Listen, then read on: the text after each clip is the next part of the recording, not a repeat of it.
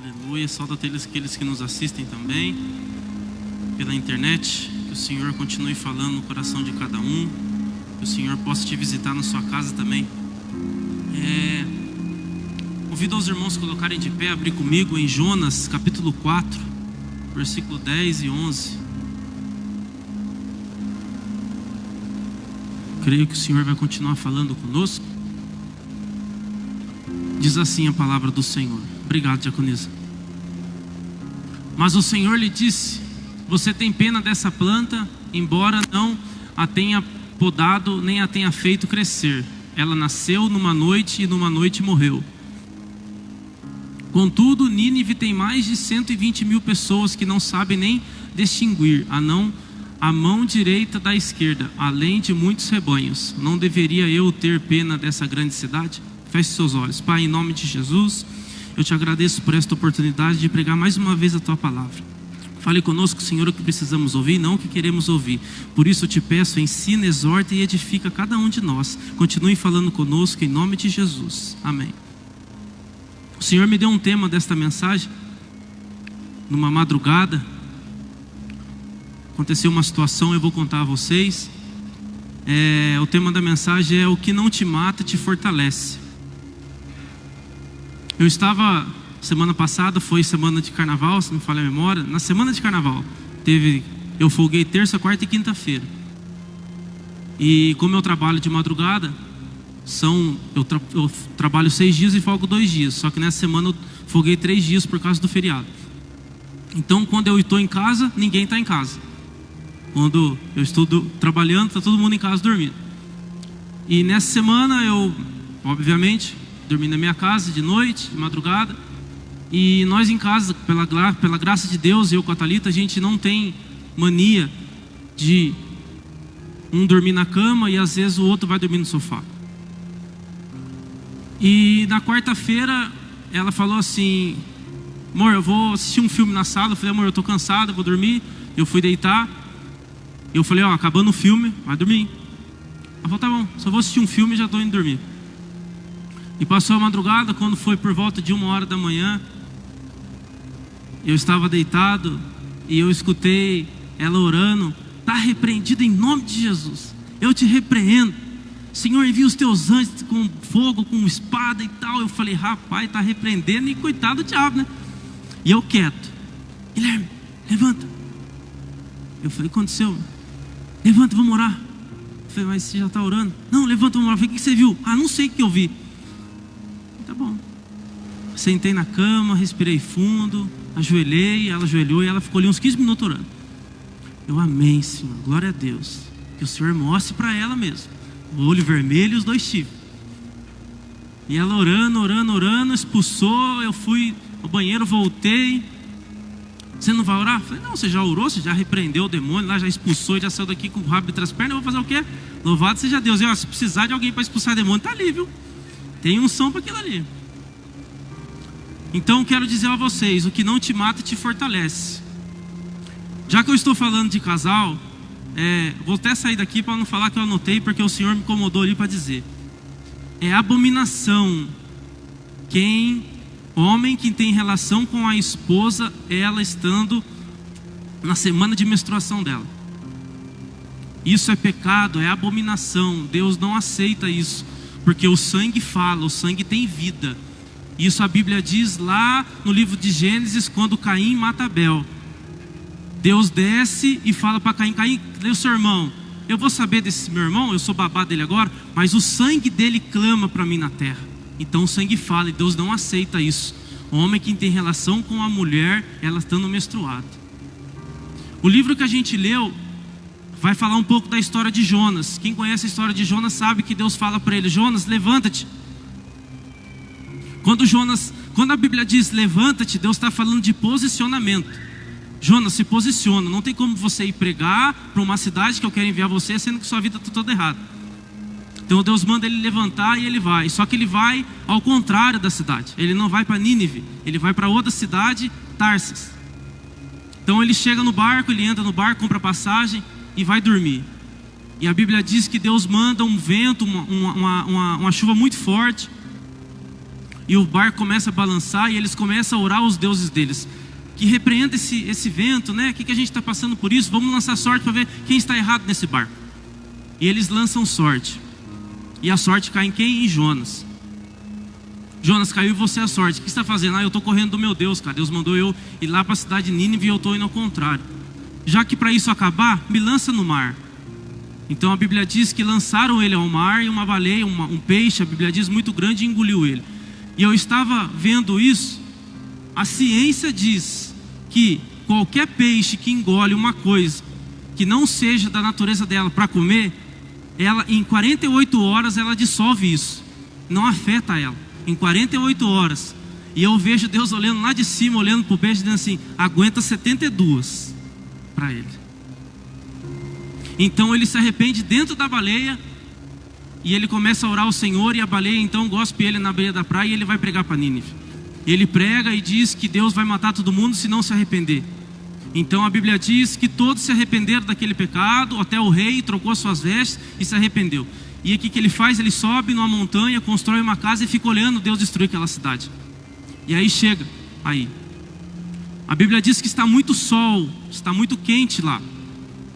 Então ele diz, nossa, como está quente aqui, ele reclama. Em 24 horas Deus faz crescer uma planta para dar sombra para ele. Depois ele não faz nada para aquela planta, ele não água, ele não cuida dela, não faz nada.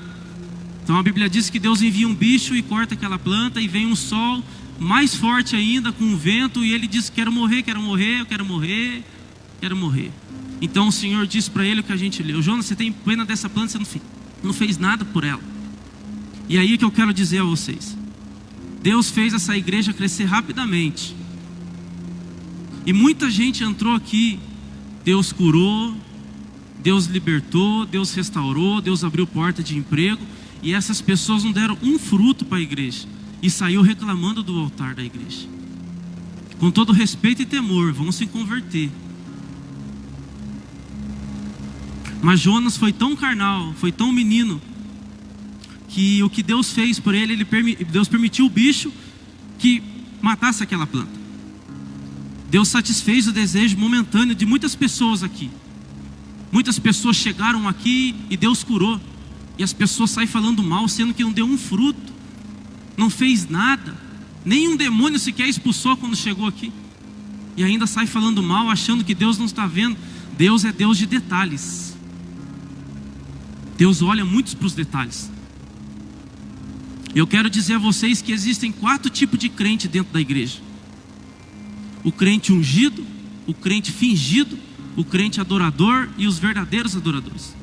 4 tipos de crente. Ungido todo mundo conhece, é aquele que chega, qualquer coisa que você vai falar para ele, ele sempre tem uma palavra para você. Ele sempre vai ver Deus numa situação onde não há Deus.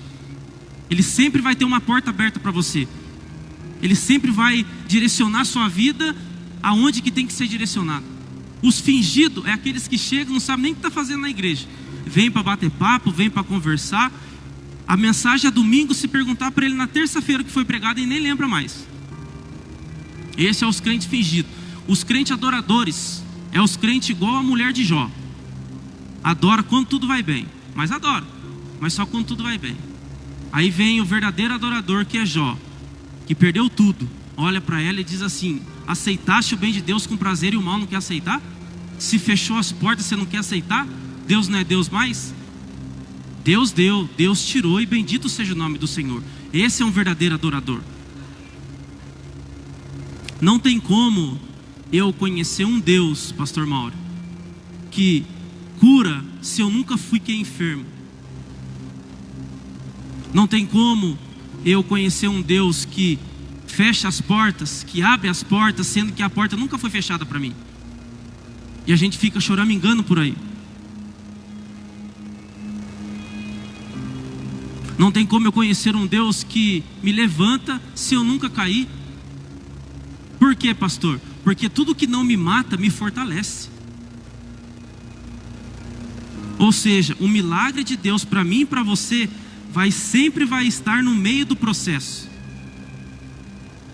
Basta você desenrolar esse processo e ficar atento à voz de Deus, que o milagre vai estar no meio do processo que você está vivendo hoje.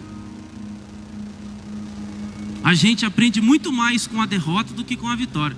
Porque quando Deus dá vitória, a gente fica soberbo, arrogante, quer pisar nos outros, quer falar que é melhor que um que outro. Mas é na derrota que Deus molda o nosso caráter. Às vezes é no fracasso que Deus fala com nós. Coloca para mim, Douglas, Ezequiel 33, capítulo 1. 33, versículo 1, vamos ler do 1 ao 6, Ezequiel 33. Coloca da linguagem de hoje, por favor.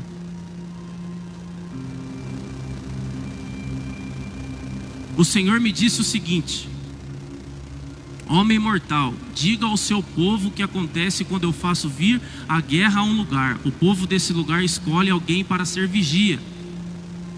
Quando vê o inimigo chegando, o vigia dá o alarme para avisar toda a gente. Se alguém ouve o aviso, porém não se importa, e o inimigo vem e o mata, esse alguém é responsável pela sua própria morte. Ele é culpado da sua própria morte porque não se importou com o alarme. Se tivesse se importado, poderia ter escapado. Mas se o vigia vê o inimigo se aproximando e não dá o alarme, o inimigo vem e mata aqueles pecadores. Nesse caso, eu considerei o vigia como responsável pela morte deles. Quem somos nós que pregamos aqui a palavra do Senhor? É o vigia. A gente está orientando. Ei, cuidado com o que você fala. Cuidado, não brinque com o seu adversário. Não tem compromisso com a obra? Tenha mais compromisso com a obra. Deus está falando aqui. Tenha mais compromisso com a igreja. Horário do culto, 7h30 terça, 7h30 quinta, 9 horas domingo. Chegar meia hora mais cedo não vai matar ninguém, a não ser que eles tenham compromisso com o trabalho. Mesmo assim, Deus está falando, e vocês que são o povo não estão dando ouvido à voz que o vigia está falando a vocês. Então, se algum de vocês perecer e nós avisar e vocês não der atenção, Deus vai culpar vocês mesmos de vocês morrer. Eu não estou falando de uma morte física, eu estou falando de uma morte espiritual, porque aquele que morre espiritualmente, para Deus não serve mais nada. E quanta gente morta a gente vê na igreja. Os crentes fingidos é assim. Ele esquece que está escrito lá em Apocalipse 14, versículo 7: temei a Deus e dai-lhe glória. Primeiro você tem que temer a Ele, para depois você dar um glória a Deus. Aí a gente vem com a boca toda suja, toda mal lavada, e quer dar glória a Deus achando que Deus recebe.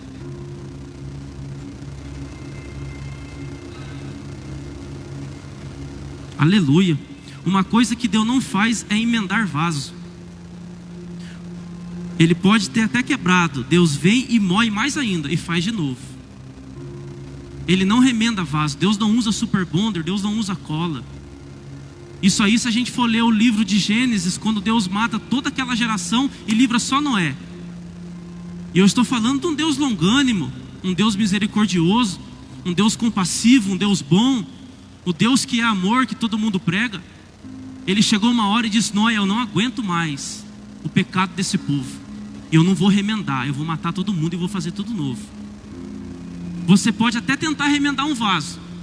Ele pode ficar bonito de novo, pode ficar de pé de novo, mas ele nunca mais vai ser o mesmo. Ele nunca mais vai ter o mesmo valor. E vaso que eu me refiro são pessoas. Então deixe para trás tudo que atrapalha você. Porque se você tentar emendar um vaso, ele vai ficar bonito, parecido igual antes, mas nunca mais vai ser como era. Então para de chorar por aquilo que já se foi. Deus quer te levantar e te honrar. Deus tem prazer em abençoar você. Já se foi? Tchau, vai embora. Prosseguindo para o alvo. Quem quiser vir, vem atrás de mim. Essa é a palavra do Senhor. Coloca para mim, Douglas, por favor, em João capítulo 5. Vamos ver mais uma cena que não matou, mas fortaleceu.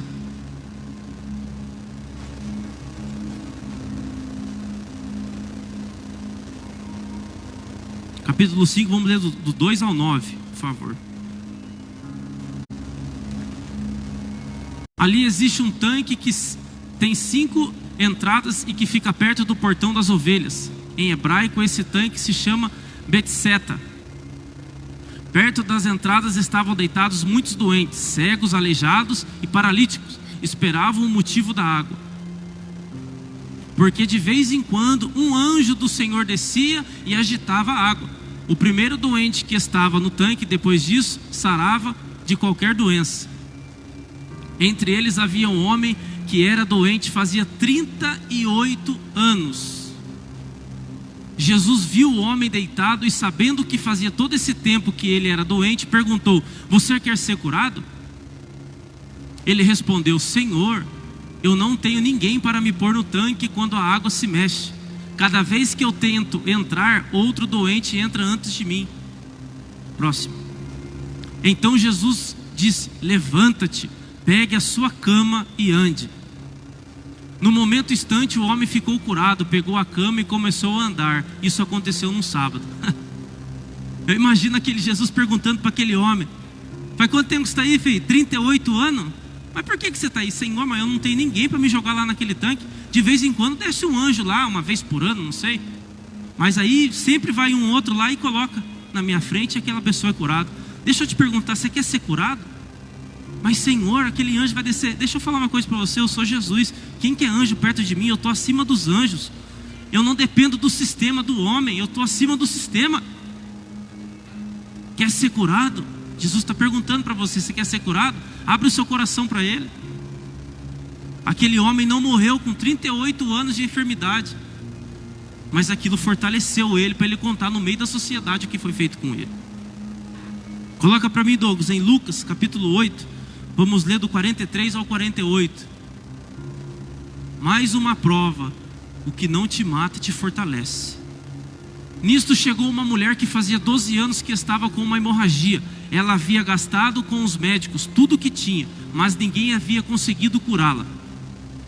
Ela foi por trás de Jesus e tocou na barra da capa dele, e logo o sangue parou de escorrer. Aí Jesus perguntou: quem foi que me tocou? Todos negaram. Então Pedro disse: mestre, todo o povo está rodeando o Senhor e está apertando. Mas Jesus disse: alguém me tocou, pois eu senti que de mim saiu poder. Então a mulher, vendo que não podia mais ficar escondida, veio tremendo e se atirou aos pés de Jesus. E diante de todos contou a Jesus porque tinha tocado nele, como havia sido curada na mesma hora. Aí Jesus disse: minha filha, você sarou porque teve fé, vai em paz. Ela morreu depois de 12 anos? Não. Jesus curou ela. A sua enfermidade, eu não sei o que você está passando hoje, a dificuldade, mas não é para te matar, é para te fortalecer. Você tem que aceitar o processo. Aceita que dói menos, como diz o ditado por aí. Eu quero acreditar que essa mulher, desde quando ela saiu na casa dela e disse: se eu apenas tocar na veste deles, ela já estava curada quando ela disse aquilo. Eu quero crer nisso. Por quê? Porque eu sempre digo, o culto começa dentro da sua casa, antes de você vir. Aí a pessoa vem com cara fechada, com cara amassada, não dá nenhum paz para os outros direito. O culto começa lá na sua casa. Você vem adorar ao Senhor, é uma extensão. Que nesta manhã você possa aceitar isso. Tudo que não te mata te fortalece. Amém? Obrigado pela oportunidade, meu pastor.